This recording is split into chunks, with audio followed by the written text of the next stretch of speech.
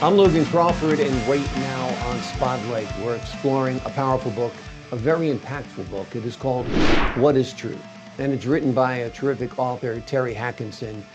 This insightful book equips Christians with the tools needed to defend their faith against skepticism using logic, scientific law, and biblical truths. We're delighted to have this very talented author join us here today on Spotlight, and we ask viewers like you to support authors like him by subscribing to our channel and by purchasing his amazing book. The links are below this interview. Terry, thank you so much for joining us here today on Spotlight. Thank you for having me. It's my pleasure. Let's start out with the question. I know it's a big question because it's the title of your book, but perhaps you can give us the Reader's Digest version of it. What Yeah. is truth? Well, the title itself comes from the day of Christ's crucifixion when Pilate said to Jesus, "What is truth?" And he kind of said it rhetorically because there wasn't an answer. So that's how the title came about. But What is Truth is a book that will give hope to Christians who have been brought up in a country of Judeo-Christian values that made our nation the strongest, freest, most successful nation in history. And today, people are being bombarded by things that are contrary to what we were brought up believing. And and and so I'm the purpose of the book is to give people hope and actually ammunition to say, no, the Bible is true. The Bible is as true today as it was for thousands of years. And and it also proves it verifies the existence of God. There is a God, and and his son is Jesus Christ. And people who realize this and come to Jesus can have eternal life. And so that's what this book is about. And so it's to bolster the faith of believers. And it's also to show skeptics who are seeking for truth that say, wow, this book is actually logical. I could actually be a Christian, and it's not contrary to science. It is compatible with science. So that's the purpose of the book. Absolutely. I mean, I think that's one of the best parts about your book is that religion and science don't have to be in conflict. It doesn't mean you have to choose one over the other. In fact, in your book, you use logic and scientific law to confirm the existence of God. Go through that a little bit, your proofs for the existence of God that you lay out so wonderfully in your book. Okay, so there's some complicated explanations which delve into philosophy. So the book explains it very, very well for anybody who's never taken philosophy. They can read this and say, wow, this all makes sense. This is logical. But we can look at I've got an example. Let's say a young couple got married at 20 years old and they bought a safe and they're going to have a retirement fund. And so they lock up the safe and they put it in the corner of the closet and they actually build a wall around it. And 50 years later, they open up the wall and they open up the safe. And what's in the safe? What they put in it? Nothing. And this is the law of thermodynamics of physics. The first law of thermodynamics says that energy is constant. It never gains or loses. It's always constant. In fact, it's spoken of as the most proven law of science. So let's say they opened up that safe and there was $1 million in there. Where did that $1 million come from? Somebody outside of the safe opened up the wall and opened up the safe and put $1 million in it. And that's how our universe began. It was a void. There was nothing. There was no energy, there was no light, no time, no nothing. And from nothing, there will always be nothing because the law of thermodynamics says energy is constant. It never increases and it never decreases. So we have a universe that has something in it. We can say, just like the safe, where did this something come from? And something outside of the void brought all of the things that we see in the universe into the void and created it. There's only one explanation, something outside of our void, very powerful being, God, created it. And it didn't appear out of nothingness. Exactly, exactly. It's sort of like if you're walking along the beach and you find a timepiece, a pocket watch, you look at that watch, it's perfectly formatted, it's in sync, it keeps time. What do you realize about that watch? That there must be a watchmaker. When you Yes. look around our beautiful universe and you see the order of the planets, the stars, the sun, the moon, the sky, human beings, the miracle of human beings and their creativity, you realize there must be a maker, right? Yeah, yes, just like there was a watch. And that's one of the arguments in the book, too. It's in philosophy, it's called the teleological argument, which means that if there was a watch, we know that with infinite time and space, the sand in the desert didn't become the watch. Right. And a Exactly. watchmaker made the watch. Yeah. And it's kind of funny because I would look up online on Google and say, how did the universe begin? This is one of the explanations. It says, well, space itself exploded. And they say, well, there was high density and temperature, and space itself exploded. But they don't answer. Well, where did this? How can nothingness explode? Right. And where did space come from and what was before that? Right, Yeah. right. And a lot of this stuff even answers. Well, this gets into other parts of the book, but Yeah. like the three heavens and stuff. Yeah. So there's a lot of things in the book. I think people are going to find it intriguing. Absolutely. Absolutely. I think it's very, very intriguing. And I think it's great to lay out scientific arguments and logical arguments like this for the existence of God. And tell us a little bit about your own personal history and your journey of redemption and how that influenced the themes in your book. Well, I committed a horrible crime in the late 1990s Mm. and I hurt someone. And I was not charged with this till 2004. Mm. So I had a 4-year interim there where I was reborn with God. I had been baptized. I was very active in a church. And all of a sudden, I was arrested for a crime that was 4 years past. Mhm. But I had become a new person. During this 4 years' time, I've been collecting a lot of material from sources such as Concerned Women of America, President Beverly LaHaye, and also from Focus on the Family and from news sources. And I had a box full of all these pamphlets and informations and basically on the demise of our society. And I said, oh, I'd like to write a book sometime. Mm. And there's a lot of people who say they're going to write a book, but I don't think if I hadn't gone to prison, I probably wouldn't have written the book. So Mm. all of a sudden, I found myself in prison, and here I'm a born again Christian. I mean, we had prayer groups. We were baptizing people in prison. I walked through prison, and people who had a crime like me on my left and right are being attacked and stolen. And I walked through prison like Danny walked in the lion's den. Mm. Nobody harmed me. No, never anything. And I bought a typewriter. And for all of the year 2007 and the end of 2006, the beginning of 2008, I never went outside one time, not even for a moment. So when everybody would go out in the yard and stuff, I'd take my typewriter and I'd type and stuff. And then I'd go to the library and get my science books and my encyclopedias. And I've read the Bible many, many times over. And so I wrote this book. And and you know, without prison, this book wouldn't exist. So God uses all things, and He says, "You're going to write this book, and now you've got the opportunity." And I wrote it. Wonderful. You put your time to such great use. It was a time for you to reflect on your faith.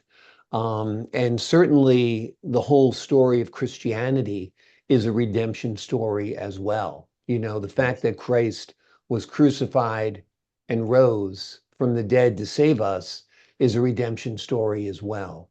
So yours is a Absolutely. redemption story, and you should be applauded for using your time in such a great way. Your wonderful wife, I know you recently lost. She was instrumental in helping you put together this book. Tell us a little bit about that. Well, I met Linda 10 years ago. Her husband had died in 2011, Mhm. and she and I had met in 2015, but she's been my parents' pharmacist for 30 years. She's a Mhm. doctor of pharmacy. Everybody loved Linda. Linda didn't have an enemy in the world. Um, got a funny thing here. I opened the mail yesterday, and there's a speed ticket. She was driving, and they took a camera, and so I've got to pay $100 check for her speeding ticket, and that might be the first ticket she's ever gotten. It was by Amazing. camera, and so I just think it's funny. She was a wonderful woman. You know, if if anybody has a friend like Linda was my best friend, Mm. they're lucky.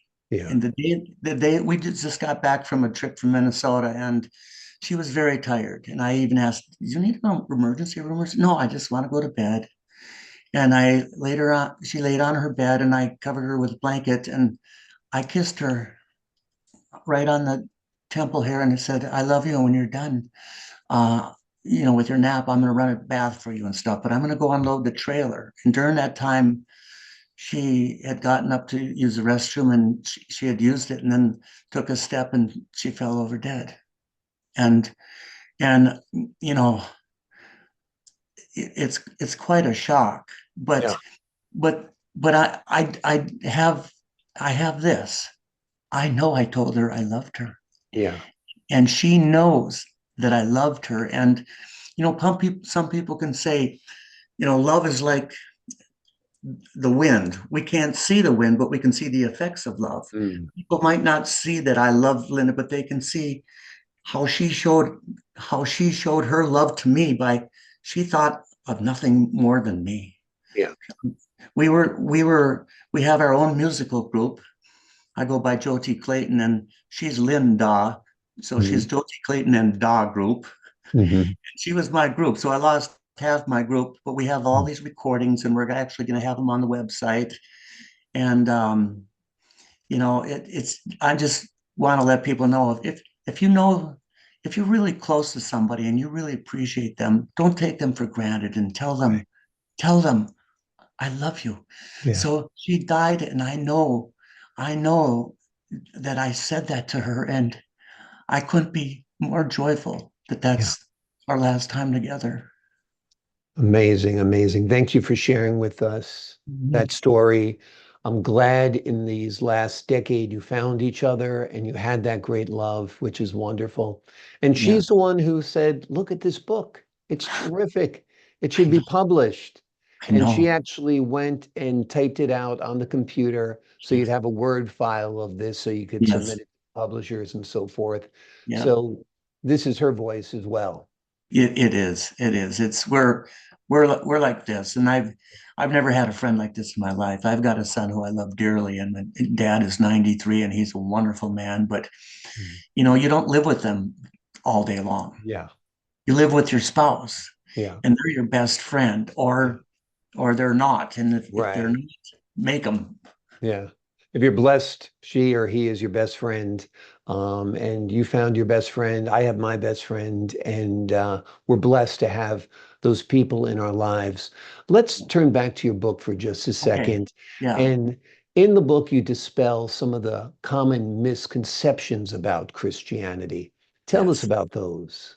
Well, there's several. One of them that really irks me is the Dark Ages doctrine that people will burn in hell forever. This There's a whole chapter devoted to this, and God is not a tyrant who's going to be who's going to torture people forever, and then not only that, but then put the devil in charge. That's ludicrous. It's like if some mad scientist created a virus and then they put him in charge of trying to cure it. So hell is a doctrine.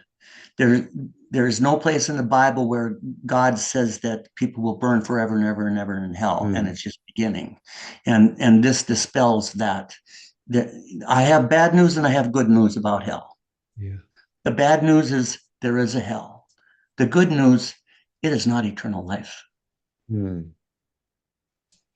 And and so that's one of the doctrines. The other one is, well, there's a lot, but if we have time, a lot of people say, what does this all mean about covered by the blood? Covered with the blood, especially non-Christians. What does this mean? And there's a chapter called Blood and the Scarlet Thread, and it begins in the Garden of Eden when Adam and Eve ate of the fruit. And when they ate of the fruit, they both had shame and guilt, and they saw each other and said, wow, we're naked. And they tried to cover each other with, fig leaves, which I looked it up, and it looks kind of like a big maple leaf or something, or oak. It's not adequate. And so God came looking and said, where are you? And they said, well, we're hiding because we're naked. And he said, so did you eat of the tree? And the man said, well, the woman gave me of the fruit, probably not an apple, a very exotic fruit. And then the woman said, well, the serpent tempted me and I ate of the fruit. So all of a sudden they have shame, they have guilt, and they're blaming each other. So this disobedience has caused all this to happen. And so God killed at least 2 innocent animals. And those animals shed their blood so that their skins could become clothes for Adam and Eve. And this is how blood is required to cover sins. And so this is how the chapter Scarlet Thread talks about this scarlet thread of blood ending in Jesus Christ's crucifixion on the cross, and why we're covered by the blood. And so it explains that sort of thing. Absolutely. I think there are a lot of mysteries to the Bible and to Scripture that people don't quite understand. They take them too literally. And I think your book does a great job at dispelling those misconceptions, as we mentioned at the beginning. Also, you in your book, you talk a lot about forgiveness. Tell us about how What is Truth guides readers in recognizing their need for forgiveness. Well, as myself being one of the most forgiven people you've ever interviewed, I mean, I was despicable. If God can save me, he can save anybody. And especially in today's world where all this perversion and sexual sin is going on, there's got to be people who've done things that are so shameful and they're so embarrassed, and their life is darkness. And I'm telling them that if you recognize what sin is, and the Bible will tell you what sin is, and you say, I am so sorry that I did that I will never do that again. I am so sorry. And I ask God, Son, to cover my sins and make me new again. And so anybody can be forgiven of anything except the things that they don't recognize as sin and that they keep doing. Exactly. You have to ask for forgiveness. You have to seek forgiveness. You have to be contrite, and you should go forth and sin no more. Exactly. That's what Jesus said to the woman at the well, the prostitute. Or no, not at the well. It's the one where he was drawing in the sand because they were going to stone this woman for adultery. Right. And at the end of it, he says, "Well, I don't condemn you either. Go and sin no more." Right. Exactly. And that's the secret. We're all sinners. We're born with original sin. It's what we do with our life, what we learn from our mistakes, the right path we put ourselves on, the balance sheet at the end of our life. Have we done more good than bad? I mean, I think that's what really matters. And I think that's really captured in your book. Let's talk a little bit about your background.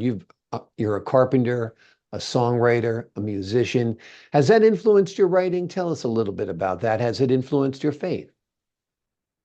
Absolutely.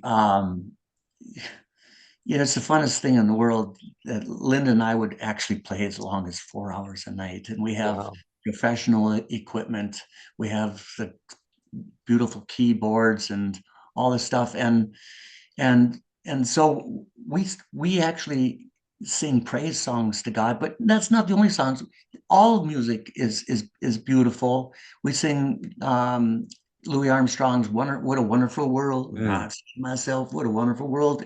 And I played a trumpet to that, and I play violin, and Linda plays the piano, and I play the piano. And we open up our windows, and we have a 1 acres in front of our 7-acre house. All the rest is woods. And we have a family of foxes that live on our property, and they come out in the yard and they run around and they wrestle when we're playing music. It is amazing. That is amazing. I can look out now and there's probably one fox sitting out in my yard, 20 feet from my steps. And people Amazing. drive by our house and they're always slowing down because they don't know if they're going to see 1, 2, or 5 foxes in their front yard. And animals just love music. I was playing once in one of my old practice areas. It was a chicken coop that I had a 6-foot door open, and a couple of woodchucks 6 feet in front of the door are out there wrestling and playing with each other while I'm playing music. Amazing. Once a bird landed on me. That sounds like a message from God. A bird lands on you. I know. So, life right now is very dark because so many lies are being pushed on us, and it's basically propaganda. And I just want to bolster people's faith and let them know, yes, you are going to heaven. Yes, there is a God. And yes, this Bible is as true today as it has been for thousands of years. Don't listen to the propaganda. In your book, you talk about the timeless truths from the Bible. Tell us about one or two of those. Well, some of the truths there's a chapter called God's Laws. And, the 10 Commandments, the first 4 commandments. All right, somebody asked Jesus, what's the greatest commandment? And he says, love the Lord your God first and love others as you love yourself. Right there, he consolidated the whole 10 commandments because the first 4 commandments deal with loving God. The last 6 commandments deal with loving other people.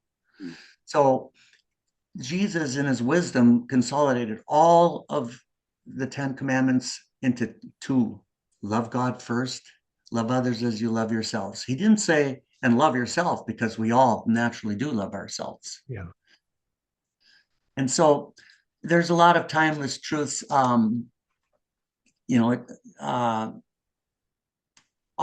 just know this is that unless a great creator caused everything, things just didn't appear out of nothingness, like evolution. Exactly.